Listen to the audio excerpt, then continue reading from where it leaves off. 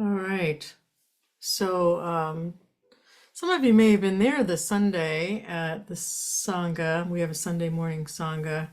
Well, it's 10 a.m. Eastern time. But anyhow, we got an interesting discussion this week about the value of boundaries in our lives and practices. And so that's what I'm going to talk about. What are these boundaries in our lives and spiritual practices? How did we develop them to begin with? Is it happening unconsciously? Is it happening consciously? And yeah, how can we, um, you know, set some really healthy boundaries? So the first thing I want to say is that I want to acknowledge that boundaries, when I speak of boundaries, they're like energetic um, expectations of how we allow ourselves to treat ourselves and other people to treat us in situations in our mundane relative earthly realm, right? The boundaries that I'm talking about, energetic boundaries, are for this realm right here, for the human body and the human life that we have to go through. When we connect to the supra mundane ultimate realm, perhaps there are boundaries there that I don't know about, but I haven't experienced any boundaries.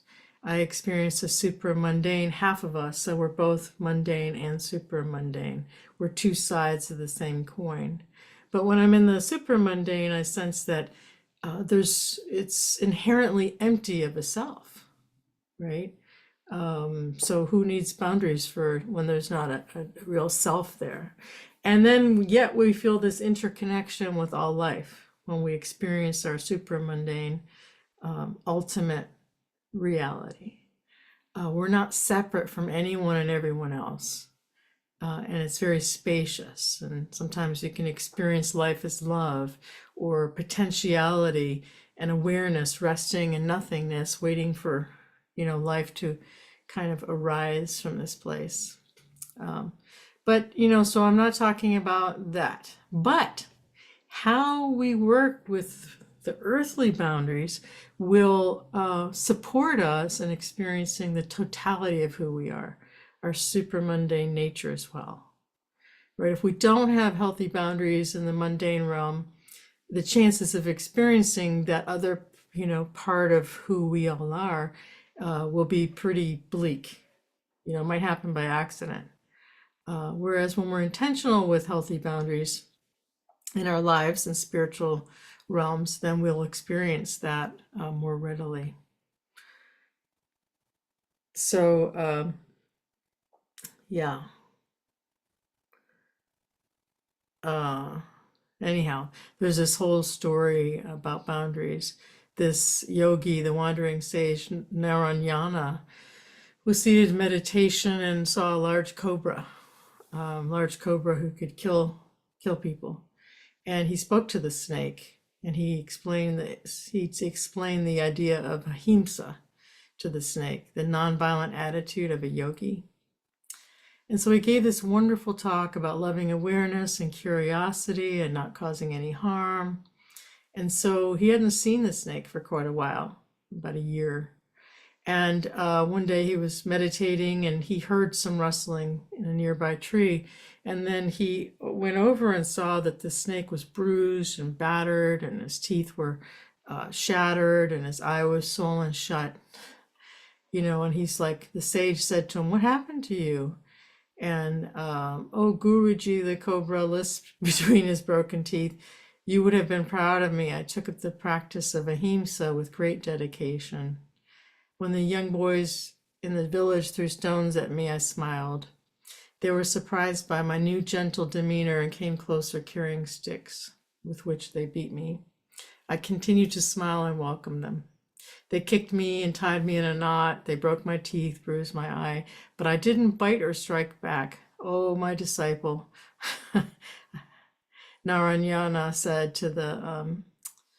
shook his head and said to the cobra, "I told you not to bite. I didn't say you shouldn't hiss."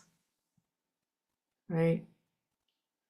Um, so, this is calling for boundaries in the earthly realm, which I'll talk more about in a little while. First, I want to jump into how do we know to set boundaries in our meditation practice? And what does that mean to set boundaries in our meditation practice, right? Or our mindfulness practice. So first I want to say that mindfulness is the key to setting healthy boundaries, and that we don't even really need to set healthy boundaries when we're being mindful. We just naturally gravitate to a healthy boundary, right? And what's really important is the teaching that the Buddha gave on the middle path, right? Where we don't go to one extreme or another. And we find that in our meditation practice, when we go to any extreme, we're going to suffer, right? When we get lost in our experience, there's going to be tension in the body.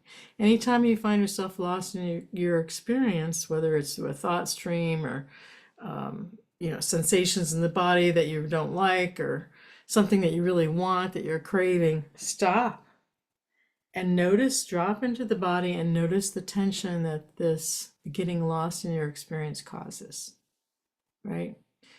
So that's why we practice letting go of our stories, letting go of and just being with phenomena, inviting it there, being kind to it, allowing it to be there without getting embroiled in it.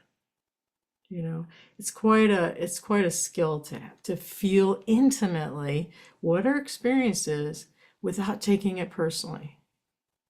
And by taking it personally, I mean whether we push it away, we don't want it, or we want more of it and we invite it in and we get lost in the drama and the chaos of it all. So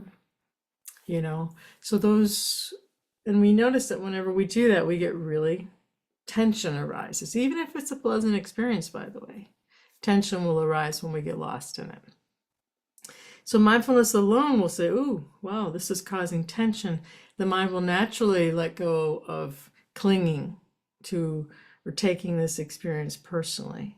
So we come back into that middle path of allowing our experience to be as it is, bringing curiosity and compassionate attention to it without punching it in the eye or holding it to us and saying, don't go, please stay. Yeah, we don't do either one of those in our meditation practice. Sometimes we find ourselves clinging and we didn't even know we were clinging. For instance, I was on a meditation retreat once and I was really practicing concentration. I wanted to deepen my concentration. And so I was holding on to my breath, which was my object at this time, holding on my breath like it was, the most important thing in the world. And I was watching every sensation going in and out of my breath. And anytime a thought stream or something, I was like, no, the breath, it's the breath. And I didn't feel like I was getting anywhere in this retreat. I didn't feel like my concentration was deepening. I didn't feel like my mindful awareness was deepening. I felt like I was at war with my experience, honestly. And so during one of the interviews, I think it was Rebecca Bradshaw, said, no, it wasn't. It was the lady who was the master of concentration. She said, I think you need to let go of your concentration object a little bit. I was like, what? I'm trying to deepen my She said, yeah, I think you should just, open up to more mindfulness, let go of your concentration you might be concentrating too much. And I was like, really? Huh. So then I listened to her advice, and sure enough, suddenly there was all this space and ease, and because I was actually literally clinging to my object of concentration, trying to force myself to be better at concentration instead of noticing. The Buddha's instructions in the Satipatthana Sutta are, when the mind is concentrated, one knows that the mind is concentrated.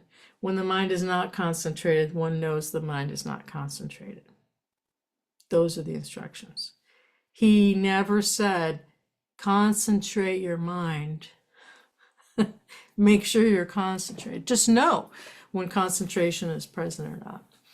So anytime we cling to anything, we'll see that we suffer in our meditation practice. And just be aware of that and see it. And then you'll naturally move to the middle path.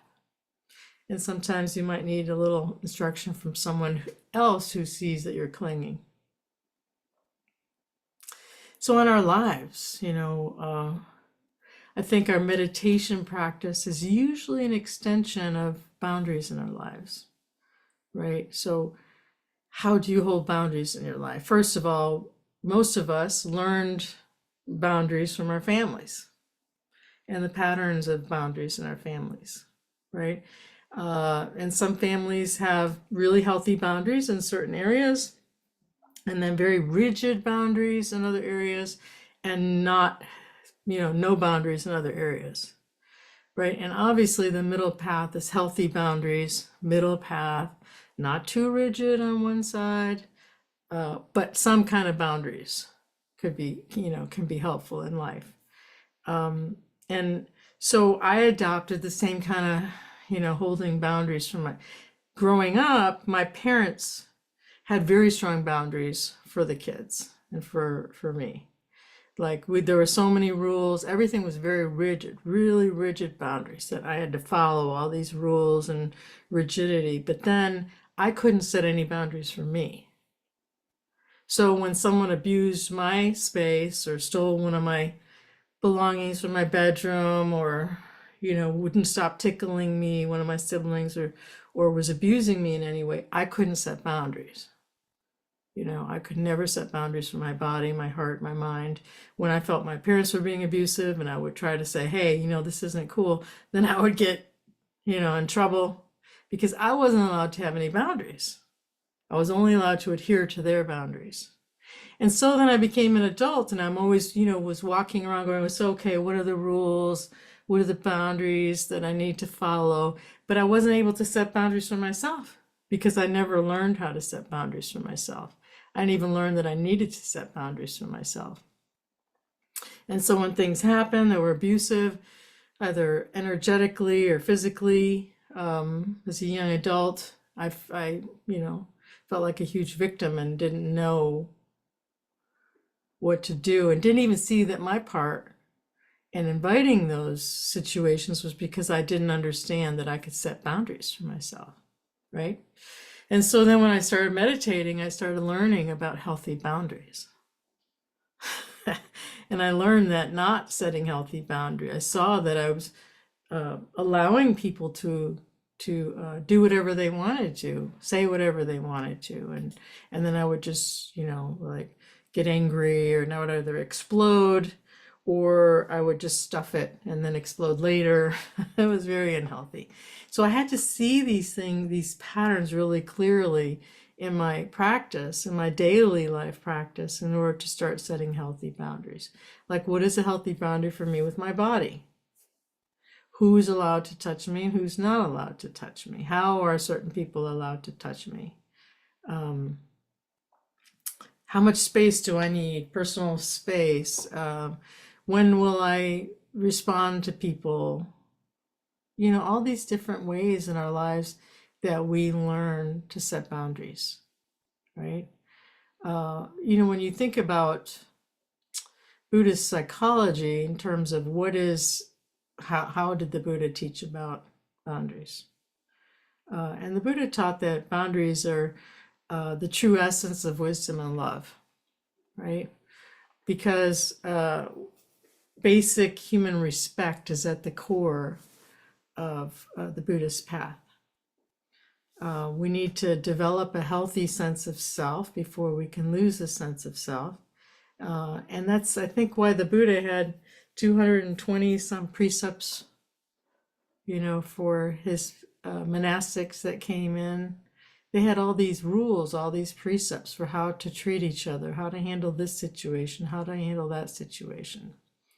For other, lay people, he taught the 5 precepts and how these are boundaries, conventional social boundaries that we want to practice for ourselves and others, right? Not to steal, to not take what's given, from ourselves, or not allow other people to do it to us.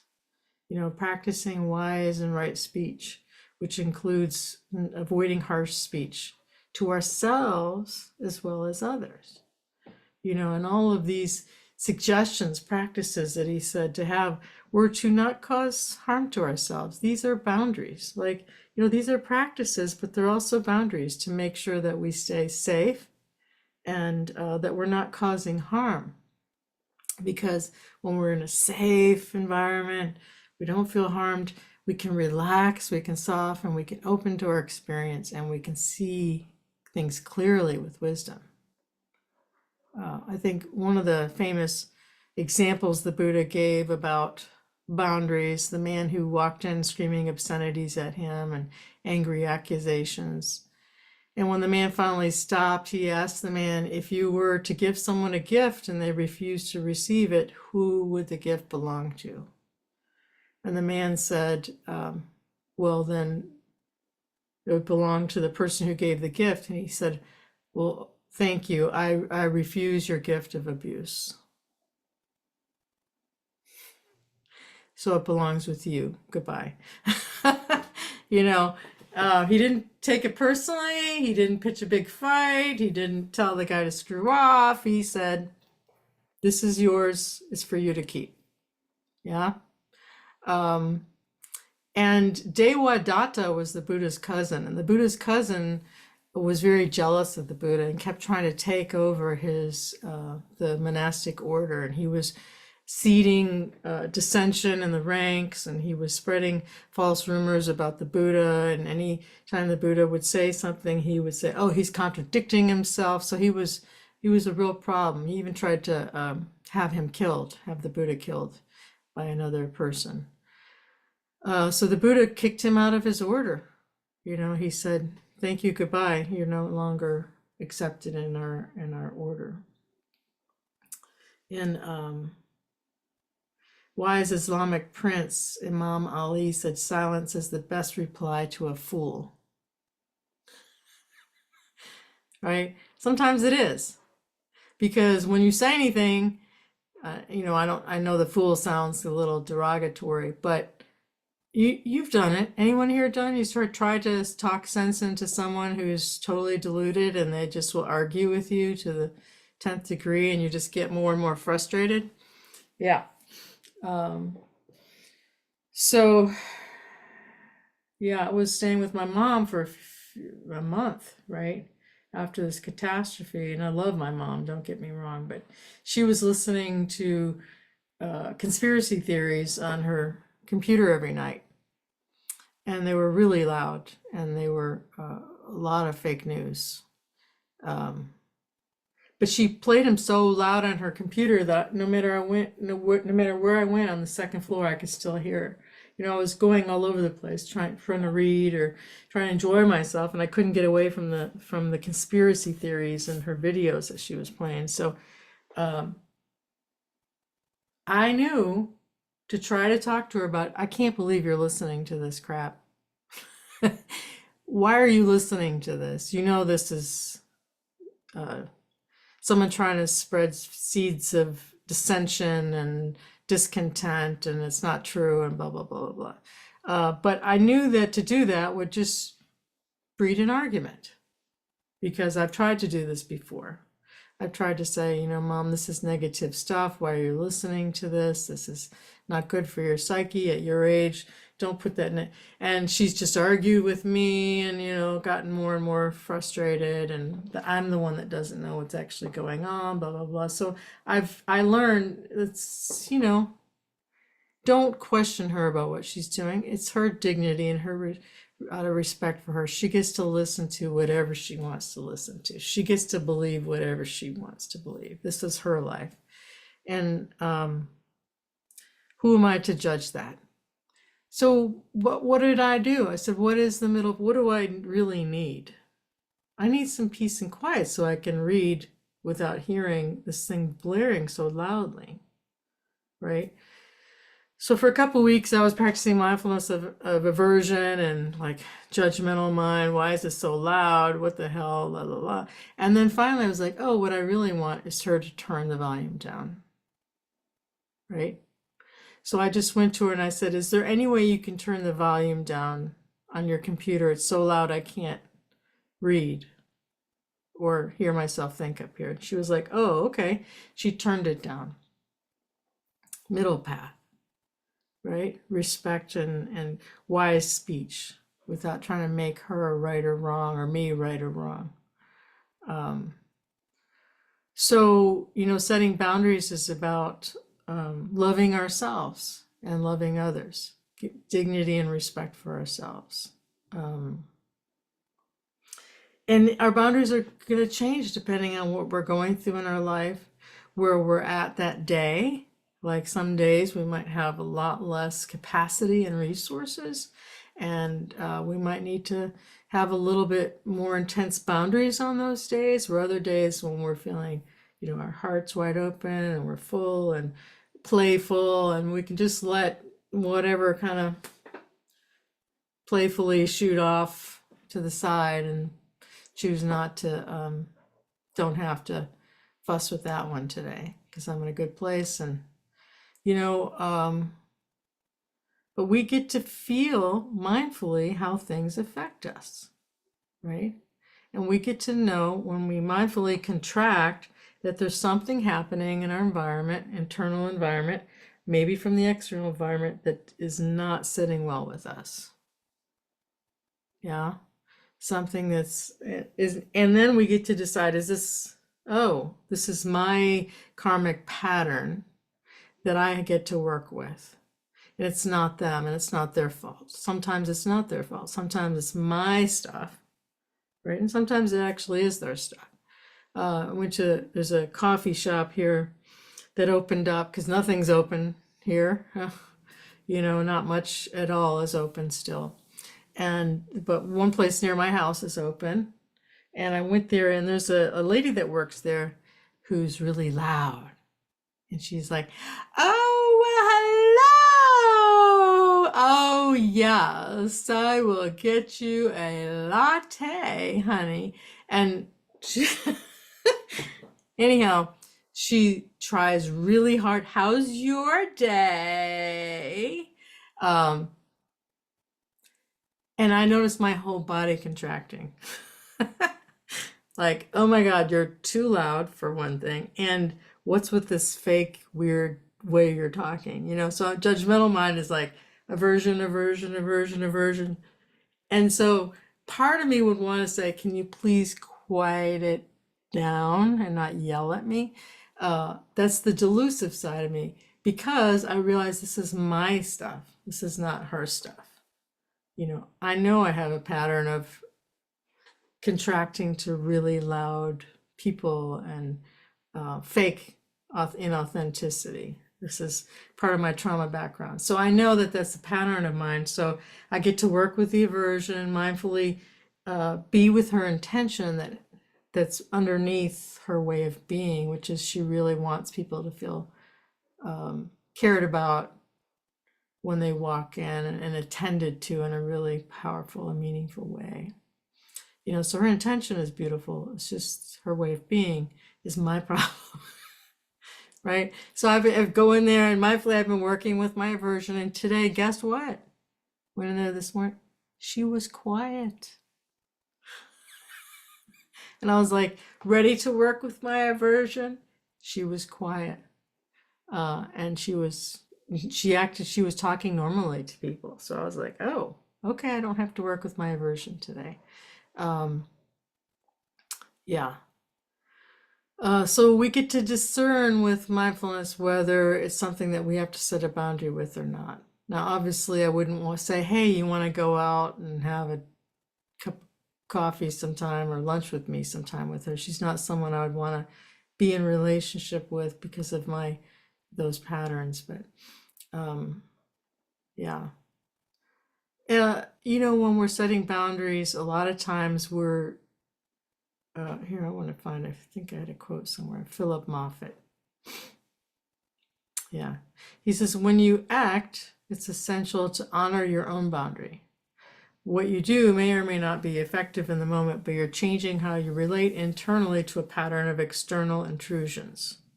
In the long run, that's what will influence your self-esteem, effectiveness, and feelings of empowerment.